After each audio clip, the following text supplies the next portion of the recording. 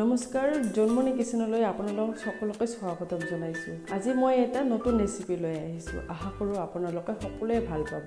আজি ৰেচিপিটো হ'ল মাছ আলু মাছেদি ঝোল বনাম। ৰেচিপিটোত বেছি মছলাৰ প্ৰয়োজন নহয়, মাথো জিৰা গুড়ি, পিঁয়াজ, নহৰু আৰু কেইটামান জলকীয়া। এই আলুৰ চব্জি বনাবলৈ একেবাৰে সহজ।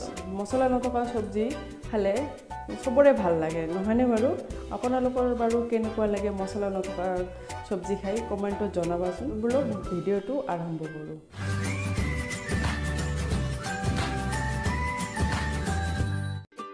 প্ৰথমে কেৰাহীত তেল গৰম কৰি তাতে মাছবিলাক দি ভাজি ল'ম।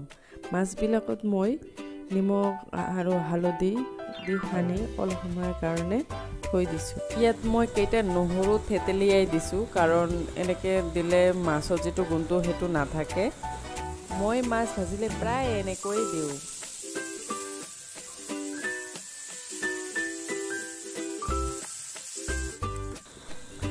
নহৰুকেইটা অলপ ভজা হ'লে আগতে নমাই দিওঁ, নহ'লে খাবলৈ অলপ তিতা লাগে।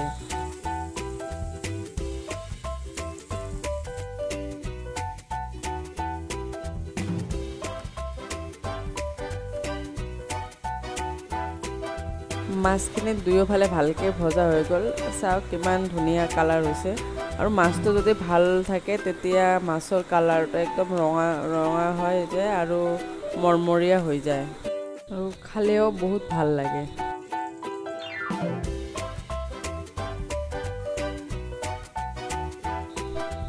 এই মাছ আলু অকল মাছেৰে ঝোল বনালে ভাল লাগে, সেইকাৰণে হয়তো তাৰ নাম মাছ আলু। আৰু কিছুমানে ইয়াক মাটি আলু বুলিও কয়। এই আলুখন হওঁতে এবছৰ সময় লাগে। ইয়াত কোনো ৰাসায়নিক সাৰ বা পচন সাৰৰ প্ৰয়োজন নহয়। মাথো অলপ মাটি খুন্দি আলুৰ আগটো ৰুই দি থৈ দিব লাগে।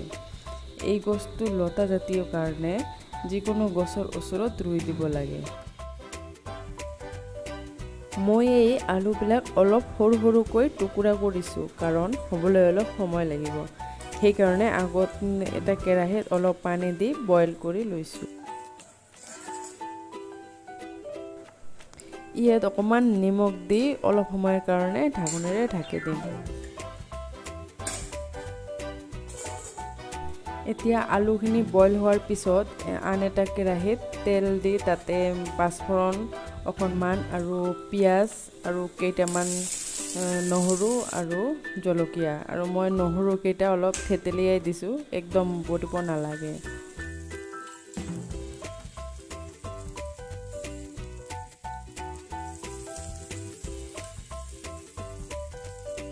আলুখিনি বইল হোৱাৰ পিছত অলপ ক'লা দেখা গৈছে, কাৰণ নতুন লোহাৰ কেৰাহীত বইল কৰাৰ কাৰণে।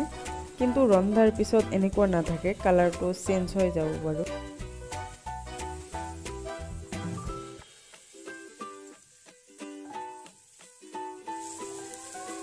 এই মাছ আলু চব্জিত নিমখ আৰু হালধি অকণমান বেছিকৈ দিব লাগিব। আমি যেনেকৈ সাধাৰণ চব্জি দিওঁ তাতকৈ অকণমান বেছি দিব লাগিব।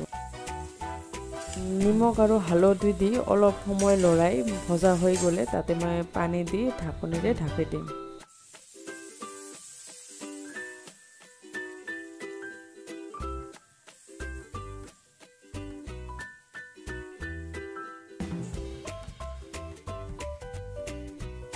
মই ইয়াত সময়, নিমখ আৰু পানী এইবিলাকৰ পৰিমাণবিলাক কোৱা নাই, কাৰণ ৰন্ধা ভিডিঅ'বিলাক চাই আইডিয়া এটা হৈয়ে যায়।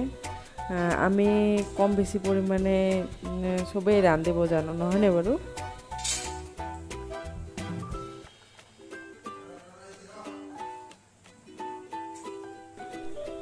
ইয়াত মই এভৰিডেৰ জিৰা গুড়ি ব্যৱহাৰ কৰিছোঁ। এইটো জিৰা গুড়ি বহুত ভাল হয়। চাওক কিমান ধুনীয়া উতল আহিছে। এতিয়া মই মাছবিলাক দিম।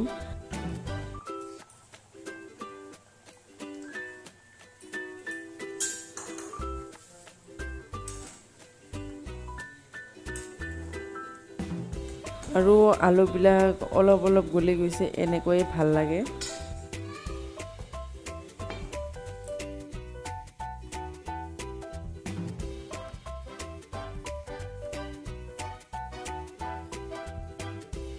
এতিয়া চব্জিখিনি হৈ গ'ল মই এতিয়া নমাই দিছে আৰু আপোনালোকে ঘৰত এনেকৈ বনাই খাব আৰু ভৰি ফুলা বেমাৰ যিটো চেলুলাইটিছ বেমাৰ বুলি কয় এই বেমাৰত মাছ আলুৰ চব্জি বনাই খালে অলপ উপকাৰ পাব পাৰি